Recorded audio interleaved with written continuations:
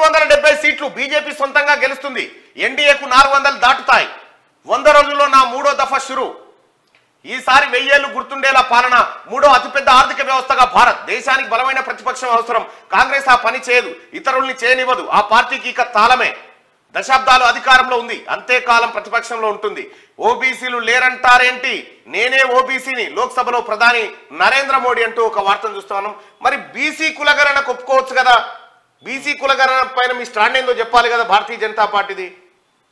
ఈ బీసీలకు, దేశవ్యాప్తంగా ఉన్న బీసీలకు రాజకీయ వాటా దక్కడం కోసం కులగణన జరగాలి, ఆర్థిక వాటా దక్కడం కోసం కులగణన జరగాలని రాహుల్ గాంధీ గారు చెప్తా ఉన్నారు. బీజేపీ స్టాండ్ ఏంది దాని మీద చెప్పాలి. ఇక రెండో విషయం ఏంటంటే, ఇక్కడ గతంలో విద్యార్థులతోని నరేంద్ర మోడీ గారు ముఖాముఖి జరిగిన చర్చలో ఒక మాట అన్నాడు. వచ్చేసారి నేను ప్రధానమంత్రి అయిదామనుకుంటున్నాను. ఒకరు ప్రశ్న వేస్తే, ఒక చిన్నారు వేస్తే, ఇప్పుడు కాదు బేటా 2024 తర్వాత నీకు ఆ ఛాన్స్ ఉంటుందని చెప్పిండు. అంటే 2024 తర్వాత ప్రధానమంత్రిగా నేను ఉన్నాను అనే మాట ఆయననే చెప్పిండు ఆయన. మరి ఏం జరుగుతుందో చూడాలి. ఇండియా కూటమి గెలిస్తే రిజర్వేషన్లపై 50% పరిమితి ఎత్తేస్తాం. దళితులు, ఆదివాసీల కోటా తగ్గించాం.